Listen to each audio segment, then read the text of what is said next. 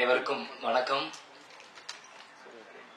இந்த இடத்துல நான் ஒரு ஆட் மேன் அவுட்டா இருக்கிற மாதிரி எனக்கு இருக்கு.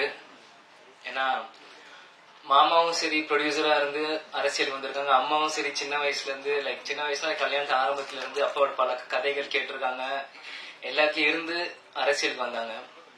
ஆனா நான் எந்த விஷயமும் இல்லாமல் கேப்டனை மட்டுமே பார்த்து ஒரு ரசிகரா, கேப்டன் எப்படி எங்க அப்பாவை தாண்டி ஒரு ரசிகரா சின்ன வயசுல நான் அப்பாவை பார்த்துட்டு இருப்பேன்.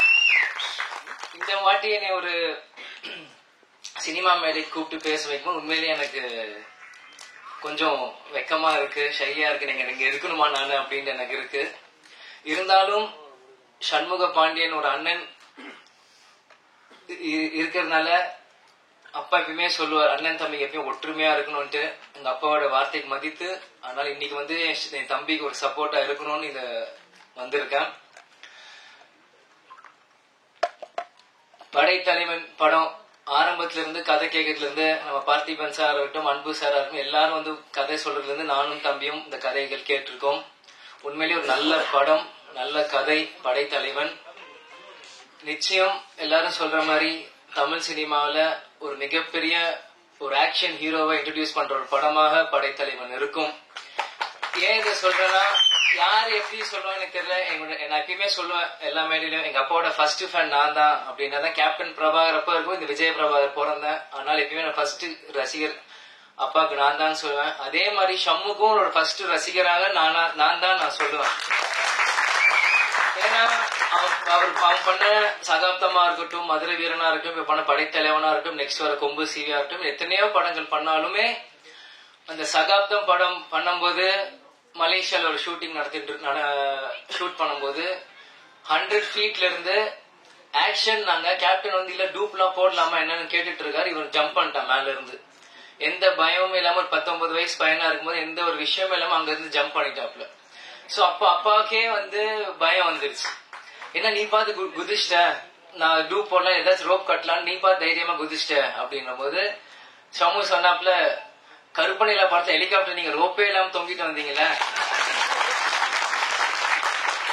அது எங்களுக்காக பண்ணும்போது உங்க மகன் நான் வரும்போது உங்களுக்காக நான் 100 மாடியிலும் குதிக்கிறது எனக்கு என்ன, எனக்கு எந்த அச்சமும் இல்ல, உங்களுக்குள்ள அதே ரத்தம் தான் எனக்குள்ளயும் ஓடிட்டு இருக்கு அப்படின்னு ஷம்மு சொல்லும் போது உண்மையிலே அந்த இடத்துல நான் வேந்து பார்த்தேன். அதே மாதிரி சகாப்தம் ஒவ்வொரு ஷாட்டுமே தம்பி எப்படி எல்லாம் ஃபைட் பண்ணி இருக்கான்ட்டு எனக்கு தெரியும்.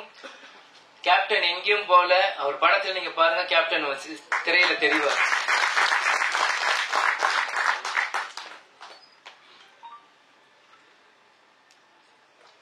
நம்ம மாமா சொன்ன மாதிரி ஃபர்ஸ்ட் படம் சகாப்தம் கார்த்திக் ராஜா சார் இசையமைச்சிருக்காரு. இந்த படம் இசைஞானி இளையராஜா சார் இசையமைச்சிருக்காங்க. நெக்ஸ்ட் கொம்பு சிவி யுவன் சங்கர் ராஜா இசையமைச்சிருக்காங்க. கேப்டன் சொல்ல ஃபர்ஸ்ட் படம் எந்த மியூசிக் டைரக்டர் வேணா ராஜா சார் ஃபேமிலில இருந்தா ஒருத்தர் இசையமைக்கணும் அப்படின்னு சொன்னாலும் அன்னைக்கு கார்த்திக் ராஜா சார் இருந்தாரு. இன்னைக்கு இசைஞானி Ilaiyaraaja sir, next Yuvan Shankar Raja sir. இது ஒரு பிளஸ்டா தான் நான் பாக்குறேன். ஏன்னா இளையராஜா சார் சத்ரியனாக இருக்கட்டும், எத்தனையோ பிஜிஎம் கேப்டனுக்கு போட்டு இன்னைக்கும் நம்மளுக்கு அந்த இன்ஸ்டாகிராம்ல ரீல் பார்க்கும், இன்னைக்கும் நம்மளுக்கு நரம்பு முறுக்கி ஏறும். ஜிம்முக்கு போறப்போ அந்த சத்ரியன் பிஜிஎம் கேட்டுதான் இன்னைக்கும் நம்ம போவோம். அந்த மாதிரி எவர்கிரீன் சாங்ஸ் கொடுத்திருக்காரு. இன்னைக்கு அடுத்த தலைமுறையா வர சண்முக பாண்டியன் அவர் கொடுக்கறது எனக்கு ஒரு பிளஸ்டான ஒரு விஷயமா நான் பாக்குறேன். அதே மாதிரி இந்த மேடையில் இருக்கும் எல்லாருமே என்னோட சீனியர்ஸ், எனக்கு என்ன பேசுறதுன்னு தெரியல. அதனால உங்க எல்லாருக்குமே இந்த நேரத்தில் நான் கேட்குறது, ஷம்மு பிளஸ் பண்றதுக்காக நீங்க எல்லாருமே இங்க வந்திருக்கீங்க. உங்க எல்லாருக்குமே இந்த நேரம் நன்றியை நான் தெரிவித்துக் கொள்கிறேன். முருகதாஸ் சார் நான் சின்ன வயசுல இருந்து ரமணா படத்துல இருந்து நான் பாத்துட்டு இருந்திருக்கேன். முதல்ல கஜினி ஹிந்தி படம் லான்ச் ஆகும்போது ஆடியோ லான்ச் பண்ணிட்டு அந்த சிடியை வீட்டுக்கு கொண்டு கொடுத்தார். அவர் 2 பேருமே கேப்டன் தரையில உட்காந்து அந்த படத்தை பாத்துட்டு இருந்தார். அப்ப முருகதாஸ் அண்ணனும் தரையில உட்காந்து அந்த சாங்ஸ் எல்லாமே போட்டு கேட்டுட்டு இருக்கும் போது அந்த அனுபவம் எனக்கு இருக்கு. பொன்ராம் சாரும் சசிகுமார் சாரும் இப்ப தற்சமயமா சமூகோட படம் பண்றப்போ பழக ஆரம்பிச்சேன். உண்மையிலேயே எப்படி நீங்க எல்லாம் கேப்டனை சொல்றீங்களோ அதே மாதிரி நான் சசிகுமார் சார் மாதிரி நான் பாக்குறேன். ரொம்ப டவுன் டு எர்த்தா அவர் பழகுறதும், அவர் என்கிட்ட சில டாக் விஷயங்கள் என்கிட்ட பேசுறதும், அந்த மாதிரி பல விஷயங்கள் சசிகுமார் சார் நான் பாத்துட்டு இருக்கேன். அதே மாதிரி நான் எந்த ஷமு பொன்ராம் சார் படம் கொம்பு சீவிக்கு போகும்போது கூட செட்ல பொன்ராம் சார் அவ்வளோ ஆக்டிவா அந்த ஷார்ட்ஸ் ரெடி பண்ணிட்டு இருந்தார் ஒரு போலீஸ் செட்டப்ல. அங்க போய் பாக்குறப்ப எனக்கு ஒரு தனி மரியாதை கொடுத்து என்னையும் அரவணைச்சு அந்த இடத்துல உட்கார வச்சு என்னையும் இப்படி பாருங்க தம்பி இப்படி நடிக்கிறாரு, இந்த ஷாட் இப்படி இருக்கு, எனக்கு ஒவ்வொன்றுமே சொன்னாரு. அதனால பொன்ராம் சாருக்கும் இதுக்கு வந்து நன்றி நான் தெரிவித்துக் கொள்கிறேன். கேப்டன் எப்பயுமே சொல்வார், நீங்க ஆர்டிஸ்ட் மேல ஸ்பெண்ட் பண்றதோட ஃப்ரேம்ல ஸ்பெண்ட் பண்ணுங்க ஒவ்வொரு படமும் அப்படின்னு சொல்லுவாங்க. அது மாதிரி படைத்தலைவன் பார்க்கும்போது ஒளிப்பதிவாளர் சதீஷ் சார் வந்து ஃப்ரேம் பை ஃப்ரேம் உண்மையிலேயே சூப்பரா செஞ்சிருக்காரு. அவருக்கும் நான் என்னோட விஷஸ் நான் சொல்லிக்கிறேன். அதே மாதிரி பார்த்திபன் அண்ணன் கதை சொல்லிட்டு வரும்போது முதல்ல ஒரு நட்பே துணை முடிச்சுட்டு வந்து கதை சொல்றப்போ அவர் மேடையில் என்ன பேசணும் அதே தான் வீட்லயும் சொன்னார். கேப்டன் பிரபாகர் டைட்டில் வச்சிருக்கேன்ட்டு, அது கிடைக்கலன்ட்டு. அது கேப்டன் பிளெஸிங்கான்னு தெரியல, அது எங்களுக்கு வரும்னு நினைக்கிறேன் அந்த டைட்டில் ஃபியூச்சர்ல. அதே மாதிரி அன்பு அண்ணன் ஆரம்பத்திலிருந்து ஷம்மு ஒரு தம்பியாவே அவர் பார்த்துட்டு இருந்திருக்கு, அவர் ஹீரோவா பார்க்கல. அதே மாதிரி ஷம்மு அன்பு அண்ணனோட ஒரு பிரதரா தான் பழகிட்டு இருந்தாங்க. எப்போ போன் போட்டாலும் சொல்லுங்க பிரதர், என்ன பிரதர், என்ன விஷயம், எப்போ வரணும் ஷாட்டுக்கு, இந்த மாதிரி ஒவ்வொன்றுமே 2 பேருமே ஒரு பிரதர்லி ஃபீலிங்கா பேசிட்டு இருந்தாங்க. அது ஒரு வெளிப்பாடு தான் அந்த ஃப்ரேம்ல உங்களுக்கு தெரியுது. ஷம்மு எவ்வளவு உழைச்சிருக்காரோ, அவர் சொல்றத ஒரு அண்ணன் போல சொல்றதுன்னு தம்பி அங்க கேட்டிருக்காரு. அதே மாதிரி கஸ்தூரி ராஜா சார், அவர் இந்த படத்துல உண்மையிலே நல்லா நடிச்சிருக்காரு. வீரமலஞ்ச மண்ல இருந்து எனக்கு அவருக்கு தெரியும். அந்த கஸ்தூரி ராஜா அப்படின்ற பேர் எப்படின்னா, திருப்பதியில ஷூட்டிங் ஃபுல்லா அங்க போயிட்டு இருக்கும். அப்ப வந்து அந்த பேர் எனக்கு கேட்டுட்டே இருக்கும். அந்த பேர் அங்க ஆழமா மனசுல பதிஞ்சிருச்சு.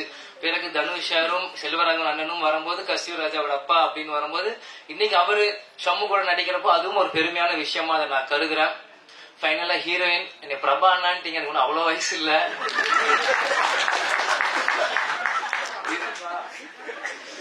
நீங்களும் இந்த படத்துல நல்லா நடிச்சிருக்கீங்க. கேப்டன் நீங்க பார்க்க ஆபீஸ் வரும்போது உங்களை நான் சந்திச்சேன். உங்களுக்கு என்னோட பெஸ்ட் விஷஸ். நீங்க பிரபா ப்ரோ இல்ல இந்த மாதிரி எல்லாரும் கூப்பிடுங்க. அதனால எல்லாருக்குமே இந்த நேரத்தில் என்னோட நன்றியை நான் தெரிவித்துக் கொள்கிறேன். கடைசியா கேப்டன் ஃபேன்ஸுக்கு ஒரு வரப்பிரசாதமா இருக்கும். அந்த கடைசியில அந்த கேப்டன் கண்ணு காமிக்கும் போது எனக்குலாம் அழுக வந்துருச்சு. ஆனா எல்லாமே கண்ட்ரோல் பண்ணிட்டு சிரிச்ச முகத்தோட நிக்கிறேன். நான் அரசியல் மேடையில சொன்னதுதான் DMDK 2.0 ஸ்டார்ட் ஆகுதுன்ட்டு. அது ஒவ்வொரு இடத்தையும் நீங்க பாப்பீங்க. வெறும் அரசியல் மேடையில சினிமாலையும் DMDK 2.0 அப்படின்னு ஸ்டார்ட் ஆனா இன்னைக்கு ஷம்மு ஒரு பக்கம் வருவாப்புல, நம்ம கட்சி ஒரு பக்கம் வளரும், நம்ம நினைச்ச கொள்கைகள் ஒரு பக்கம் வளரும். கேப்டன் விட்டுட்டு போன பணிகள் எல்லாமே நம்ம ஒண்ணுமில்லாம செய்வோம். அது சினிமாவா இருந்தாலும் சரி, மக்கள் பணியாலும் சரி, அரசியல் இருந்தாலும் சரி. அதனால எல்லாமே இனி நாங்க இங்க நிக்கிறோம், இந்த மேடையில இருக்கிறோம், எல்லாத்துக்குமே அது காரணம் எங்க அப்பா, எங்க கேப்டன் மட்டும்தான். அவர் இல்லாத இந்த நேரத்தில் மக்களாக நீங்களும், பத்திரிகை நண்பர்கள் நீங்களும், என்னோட தம்பி உங்களோட சண்முக பாண்டியனை நீங்க வளர்த்து விடணும்.